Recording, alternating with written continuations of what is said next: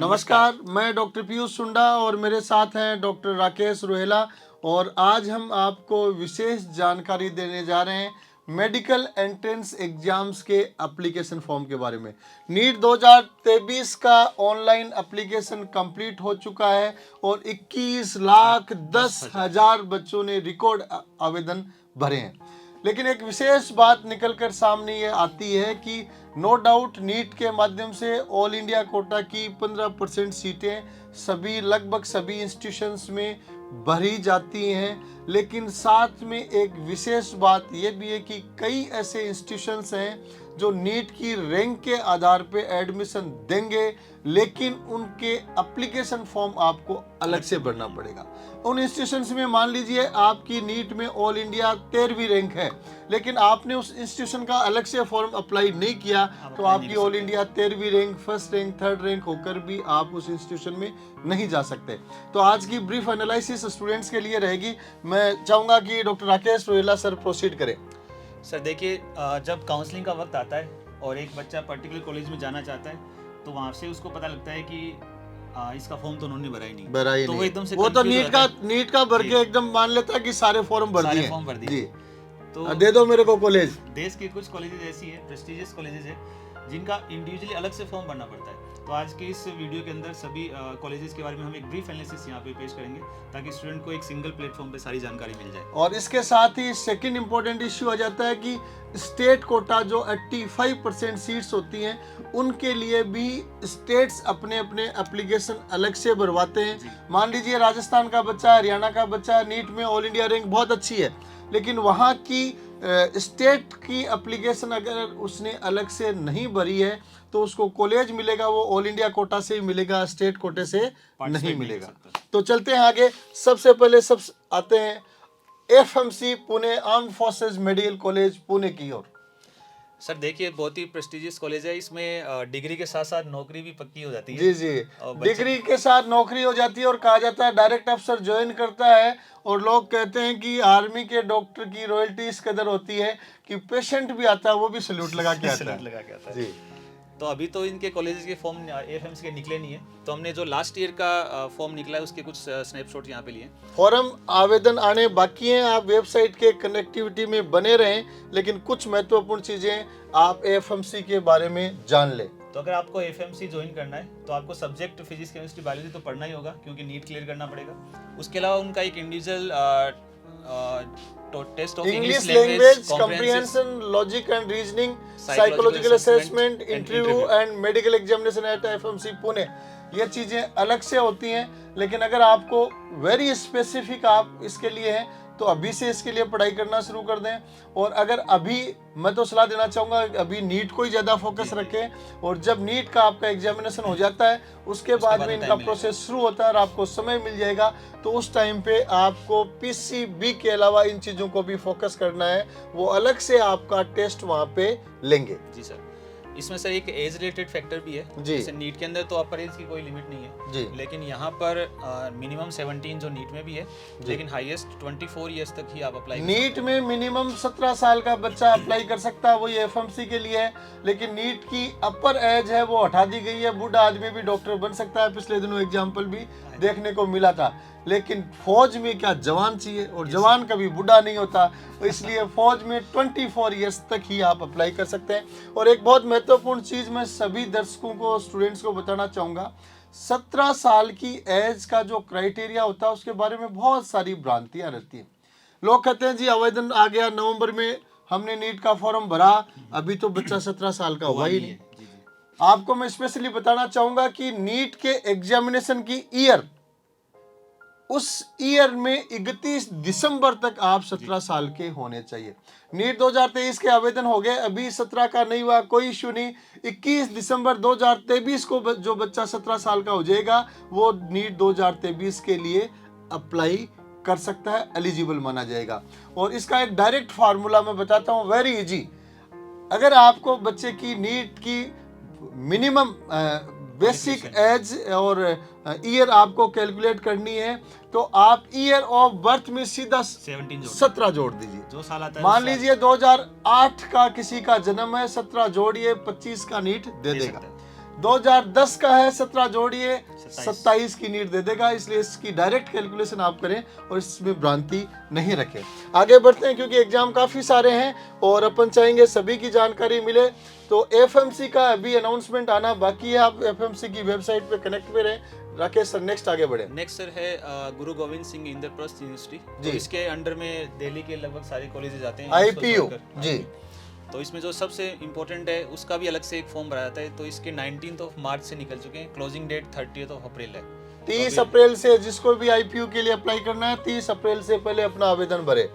IPU के under में sir next एक बहुत ही prestigious college army medical college जो है वो आता है। SCMS army college of medical sciences, ये भी बहुत अच्छा कॉलेज है। और मैं साथ में कहना चाहूँगा कि इसमें डिफेंस पर्सन के स्टूडेंट्स के लिए कोटा रहता है, उनकी कट ऑफ थोड़ी नीची जाती है। इसमें सर डिफेंस से रिलेटेड भी एक क्लियर विजन होना चाहिए कि वो आर्मी पर्सनल होना चाहिए। डिफेंस में जैसे सीएसएफ आता है, बीएसएफ आता है, पैरामिलिट्री नहीं आता, उसके लिए एलिजिबल नहीं है, ओनली आर्मी पर्सनल्स के लिए। इसमें सिविलियन भी जा सकते हैं, उनका भी अलग से कोटा है। लेकिन तो डिफेंस के स्टूडेंट्स हैं उनकी कट ऑफ कम रहती है इसमें, तो ये भी एक अच्छा ऑप्शन है। लेकिन इसमें फीस ज्यादा रहती है राकेश सर। प्राइवेट कॉलेज के हिसाब से देखें तो इतनी ज्यादा भी नहीं है सर, पर एनम के हिसाब से 3 to 4 लाख के आसपास ही फीस रूटीन कॉलेजेस से ज्यादा रहती है। लेकिन कॉलेज का स्टैंडर्ड बहुत अच्छा है। कट ऑफ अगर नीट से बच्चे को नहीं मिलता तो भी इसमें मिल सकता है।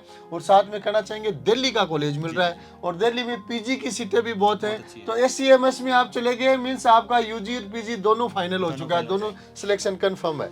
2 बेनिफिट इसके एक्स्ट्रा है। इसकी वेबसाइट का स्क्रीनशॉट है, ऑनलाइन रजिस्ट्रेशन फॉर्म्स हैं। हालांकि इसमें इस साल का विंडो ओपन नहीं हुआ है, लेकिन हम ये वीडियो टाइम से पहले रिकॉर्ड करते जा रहे हैं, अभी विंडोज ओपन नहीं हुए, इसलिए ये सब जानकारियां आप दिमाग में रखें, वेबसाइट विजिट करते रहें और उसके बाद जब भी पोर्टल खुलता है तो आप अपना आवेदन कर सकते हैं। ये सर बहुत ही एक शानदार स्टेट गोवा, जहाँ पे मैक्सिमम लोग घूमने जाते हैं, बीचेस के लिए फेमस है। अपनी मेडिकल कॉलेजेस और इंजीनियरिंग कॉलेजेस के लिए भी ये फेमस है। तो इसके लिए sir directorate of technical education exam conduct करवाता है। नेक्स्ट स्लाइड पे इनके भी फॉर्म्स निकले हुए हैं। तो सर आप देखिए 10th to 20th अप्रैल ये रजिस्ट्रेशन होगा, यानी कल से ही फॉर्म इनके ओपन हो रहे हैं। 20 तक आप अप्लाई कर सकते हैं। नेक्स्ट में चलें तो sir Kerala engineering architecture and medical, इनका कंबाइंड एक टेस्ट। मेडिकल को 3रे नंबर पे लिखा है जबकि 1 नंबर पे चल रहा है अभी जी। तो इसके फॉर्म से इम्पोर्टेंट चीज़ ये सर कल इसकी लास्ट डेट है जी।